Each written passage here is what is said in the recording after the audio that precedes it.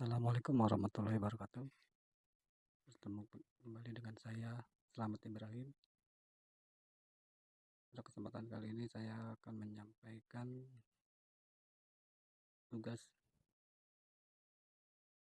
dari mata kuliah keamanan cyber yang diampu oleh Dr. Ucu Darussalam STMT.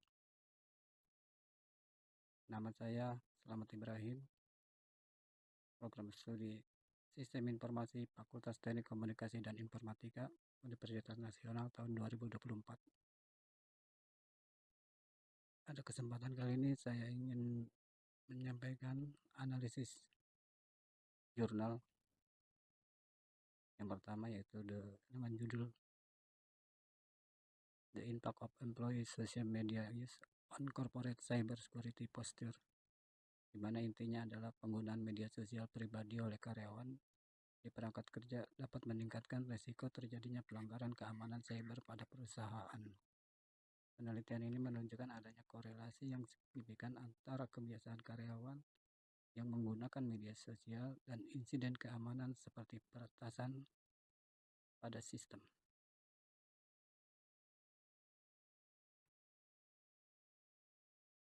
Yang pertama ialah bagaimana permasalahan secara umum dan khusus terkait dengan topik paper tersebut di atas. Permasalahan umumnya itu risiko keamanan cyber, di mana dapat meningkatnya ancaman cyber akibat penggunaan teknologi informasi termasuk media sosial. Perilaku pengguna. Peran perilaku pengguna khususnya karyawan dalam menciptakan celah keamanan. Permasalahan khusus. Penggunaan media sosial di tempat kerja. Bagaimana penggunaan media sosial di tempat kerja secara pribadi di peringkat kerja dapat mempengaruhi keamanan cyber bagi perusahaan. Hubungan antara perilaku pengguna dan insiden keamanan. Sejauh mana kebiasaan pengguna media sosial berkorelasi dengan risiko kebocoran data atau serangan cyber.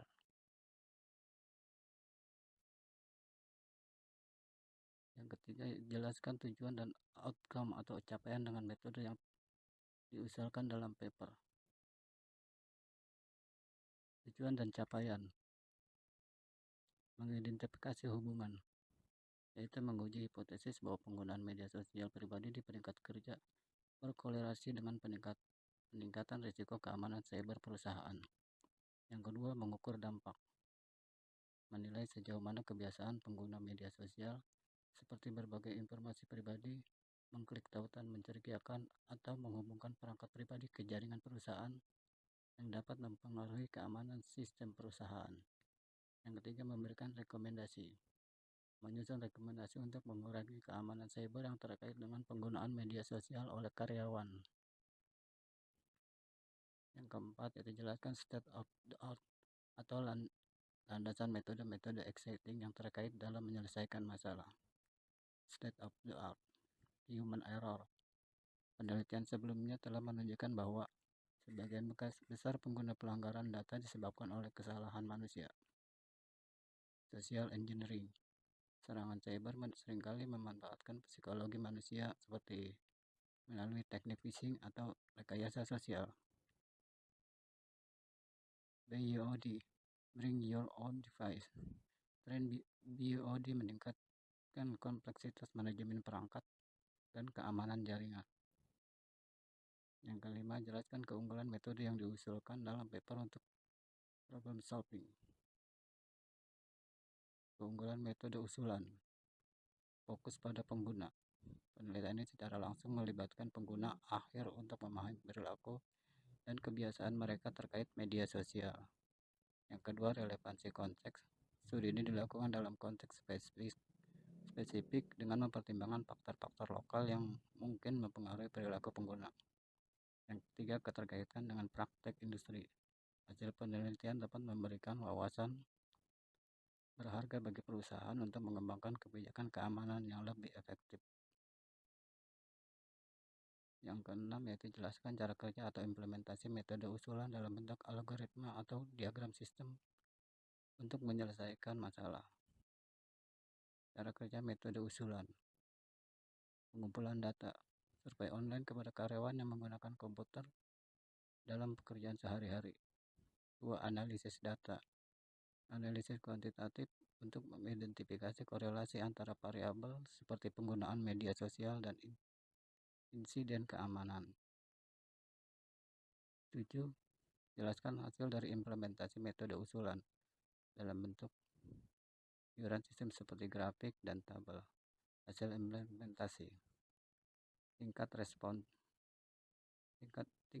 survei yang cukup baik yaitu 62%.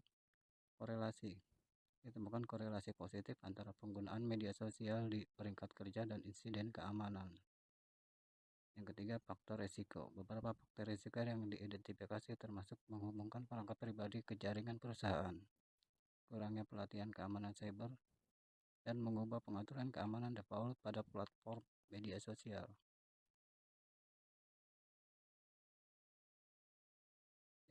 Ini jurnal analisis judul jurnal yang kedua yaitu udah The Impact of Employee Social Media Use on Corporate Cyber Security Posture. Ini merupakan diagram tabel variabel kategori dan presentase responden.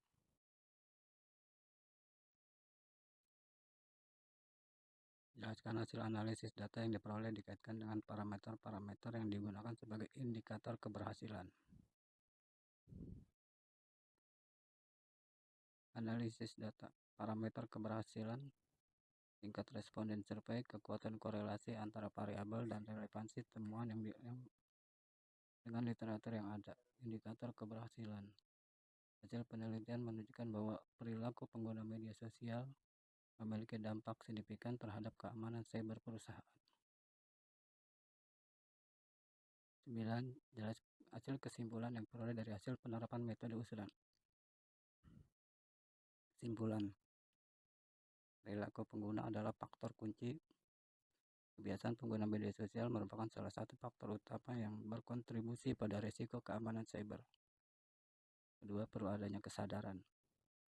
Perusahaan perlu meningkatkan kesadaran karyawan tentang risiko keamanan cyber yang terkait dengan penggunaan media sosial. Yang ketiga, pentingnya pelatihan. Pelatihan keamanan cyber yang komprehensif sangat penting untuk mengurangi risiko. 10. Apakah ide selanjutnya untuk mengembangkan metode usulan dari Vivor? Ide pengembangan selanjutnya yaitu analisis mendalam, melakukan studi kuantitatif untuk memahami lebih dalam alasan dibalik perilaku pengguna. Yang kedua, pengembangan model. Pengembangan model prediksi untuk mengidentifikasi karyawan yang berpotensi menimbulkan risiko keamanan. Yang ketiga, integrasi dengan teknologi. Menggabungkan analisis perilaku pengguna dengan teknologi keamanan cyber seperti deteksi keamanan berbasis perilaku. Studi lintas budaya. Membandingkan hasil penelitian dengan studi serupa di negara lain untuk mengidentifikasi perbedaan dan kesamaan. Jurnal kedua, analisis judul jurnal yaitu Appraise the Desideratum of Cyber Security for Armed Drone. Latar belakang dari paper yang dipelajari adalah peningkatan penggunaan drone, popularitas drone dalam berbagai sektor, termasuk militer, telah meningkat secara signifikan. Yang kedua, kompleksitas teknologi. Drone modern menggabungkan berbagai teknologi termasuk perangkat keras, perangkat lunak, dan komunikasi yang membuatnya rentan terhadap serangan cyber. Yang ketiga, konsekuensi serangan. Serangan cyber terhadap drone dapat memiliki konsekuensi yang serius mulai dari gangguan misi hingga hilangnya kendali dan potensi kerusakan. Yang kedua, permasalahan secara umum dan khusus. Permasalahan umum. Kerentanan sistem drone terhadap berbagai sistem serangan cyber. Permasalahan khusus yaitu serangan pada perangkat keras, perangkat lunak, sensor jaringan, dan komunikasi drone. 3. Jelaskan tujuan outcome capaian dengan metode yang diusulkan. Tujuan mengidentifikasi jenis-jenis ancaman cyber terhadap sistem drone Yang kedua, menganalisis dampak ancaman. Ketiga, mengusulkan langkah-langkah mitigasi untuk mengurangi risiko serangan cyber. 4. Gerakan state of the art atau landasan metode-metode exciting yang terkait dalam menyelesaikan masalah. State of the art. Yang pertama, kajian literatur yang luas mengenai serangan cyber terhadap drone. Yang kedua, analisis kasus serangan yang telah terjadi di dunia nyata.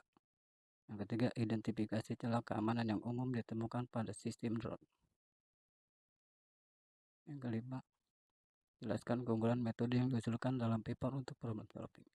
Keunggulan metode usulan. Pendekatan komprehensif yang mencakup berbagai aspek keamanan drone.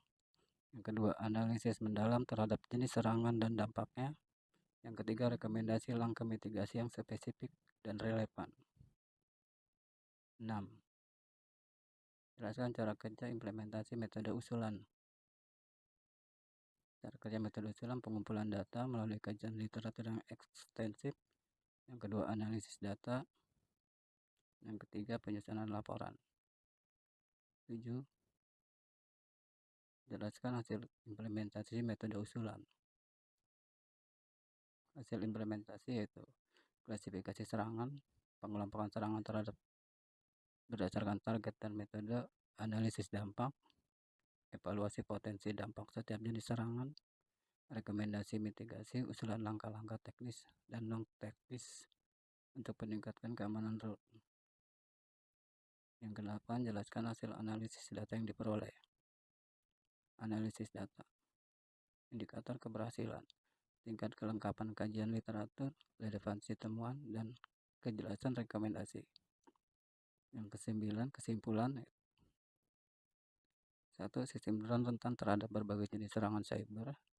Pentingnya penerapan langkah-langkah keamanan yang komprehensif untuk melindungi drone. Yang ketiga, perlunya penelitian lebih lanjut untuk mengembangkan teknologi keamanan yang lebih canggih. Yang ke-10, ide selanjutnya untuk mengembangkan metode usulan dari paper yaitu ide pengembangan sistem deteksi intrusi, membangun sistem yang mampu mendeteksi serangan cyber secara real time, peningkatan keamanan komunikasi, mengimplementasikan protokol encrypt yang lebih kuat untuk melindungi komunikasi antara drone dan stasiun kendali. Yang ketiga, pengembangan perangkat keras yang tahan serangan.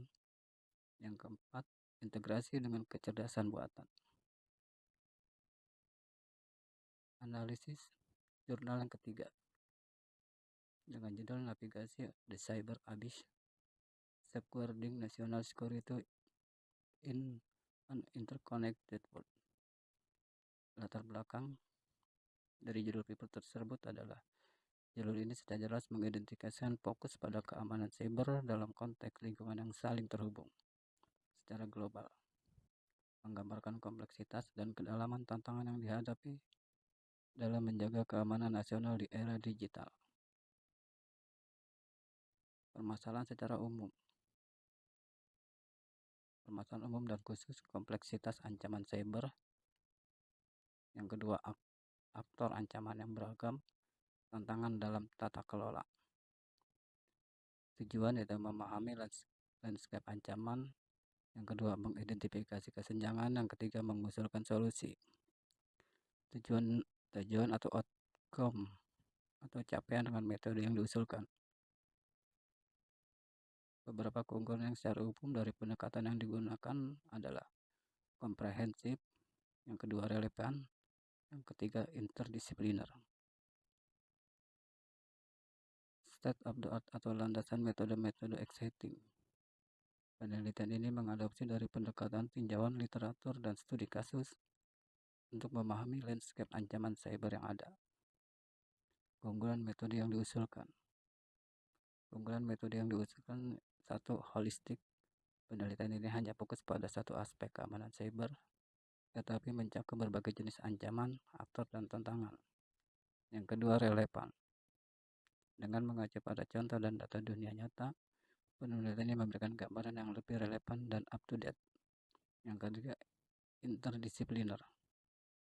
Penelitian ini mencakup aspek teknis, hukum, dan politik dari keamanan cyber sehingga memberikan pemahaman yang lebih menyeluruh. 6. Cara kerja atau implementasi metode usulan. Cara kerja metode usulan penelitian ini melibatkan pengumpulan data, yang kedua analisis data, yang ketiga sintetis temuan. Hasil dari implementasi metode usulan itu dalam bentuk grafik sebagai berikut. Visualisasi sangat penting dalam keamanan cyber karena memudahkan pemahaman. Yang kedua, menyajikan informasi secara ringkas. Yang ketiga, memperkuat argumen. Yang keempat, pembandingan data. Hasil analisis data yang diperoleh. 1. Hasil yang diharapkan, penelitian ini diharapkan menghasilkan laporan yang komprehensif yang mengidentifikasi jenis-jenis ancaman cyber yang paling umum, aktor yang terlibat, dampaknya, dan tantangan yang dihadapi dalam mengatasinya. Yang kedua, analisis data. Analisis data akan memungkinkan peneliti untuk mengidentifikasi tren, pola, dan hubungan antar berbagai variabel, seperti jenis ancaman, sektor yang terkena dampak, dan negara asal pelaku. 9. Kesimpulan. Berdasarkan bahan yang sudah dikaji, penelitian ini menunjukkan untuk mengatasi kesenjangan dengan memberikan gambaran yang lebih lengkap mengenai ancaman cyber.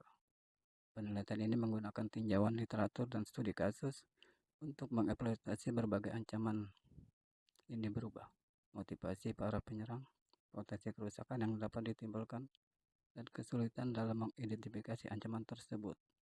Kedua, tinjauan literatur adalah metode penelitian yang digunakan untuk mengumpulkan dan menganalisis informasi dari berbagai sumber yang sudah ada, seperti jurnal ilmiah, laporan penelitian, dan buku. Studi kasus adalah metode penelitian yang berfokus pada studi mendalam tentang suatu kasus atau situasi tertentu. Ide selanjutnya untuk mengembangkan metode usulan dari paper. Yang pertama, pengembangan model prediksi, yaitu mengembangkan model prediksi untuk mengantisipasi jenis ancaman cyber baru dan tren yang muncul. Yang kedua, analisis dampak ekonomi, menganalisis dampak ekonomi dari serangan cyber terhadap negara dan sektor tertentu. Evaluasi kebijakan, mengevaluasi efektivitas kebijakan keamanan cyber yang ada dan mengusulkan perbaikan. Dan yang keempat, kerjasama internasional. Berikut adalah referensi dari 3 jurnal. Demikian dari saya. Terima kasih. Wabillahi taufiq wal hidayah. Wassalamualaikum warahmatullahi wabarakatuh.